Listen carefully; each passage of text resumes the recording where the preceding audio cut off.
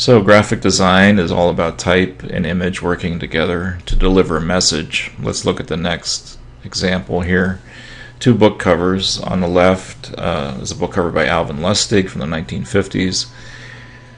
This is a book of modernist poetry by William Carlos Williams, and the title is Patterson. That's the name of the book of poems. And on the right, the Shakespeare play by the designer for this book cover is Jan Tishy-Kold, very influential designer. But if we let's look at Shakespeare first. Just the border around the image, the choice of the image, how it looks like an old woodcut. But especially notice the choice of typeface for the title, The Tragedy of King Lear. It all looks very, I almost want to say antique, like this is this design, like this heavy border, choice of typeface, the woodcut kind of print, is telling us, that this is a respected, venerated old work of literature. Now on the left, this was, like written in the 50s. We have very modern composition, muted colors, really interesting textures, asymmetrical balance. But also typographically, check out the name of the author is not William Carlos Williams is the guy's name. It's not on one line. It's read like in a step manner, and his poetry was like written in that kind of way too. He used like some typography like that.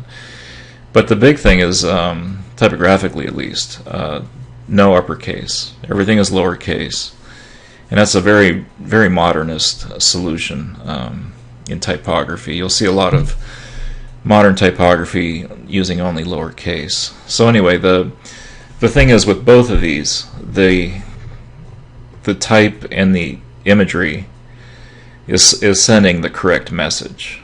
We know what to expect from the Shakespeare book.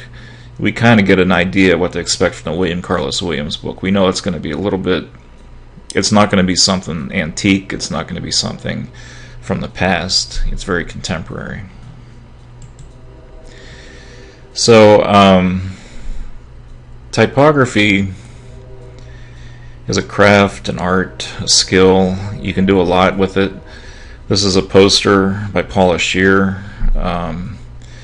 Another phrase you'll hear me use and other designers use is type dominant. This is a very type dominant composition. Using type as image. There's no photographs in here, but the title Simpatico, it's a play, is creating an image. It's Paula Scheer, she's still alive, famous New York designer. This is also by Paula Scheer, the logo for Citibank.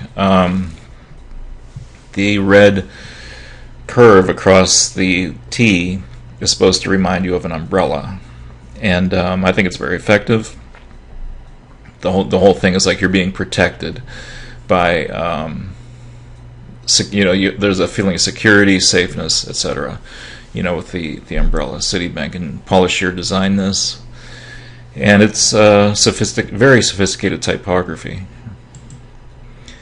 This is also by Paula Scheer. It's a mural. This is a three-dimensional installation. I believe it's in Queens on I think it's a college campus. Very big thing.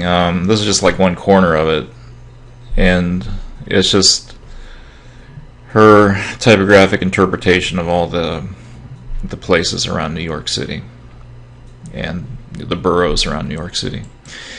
So anyway, this is all typography from one designer, and what I hope you take away from this is that it's not just about reading. It can reach levels of art and expressiveness, and the main thing is, as a graphic designer, typography is what you do unique from other fine artists. You have painters, you have sculptors, You have filmmakers, all this wonderful stuff, and that's all great. Typography is the craft and the art form that is within graphic design. And so, like, as you learn typography and work with it and look at it, kind of take ownership of it, that this is your craft, your art form, that it's a very, very dense medium that has a lot of possibilities. And as you work with your typography, you should be strive to be proud of your typography.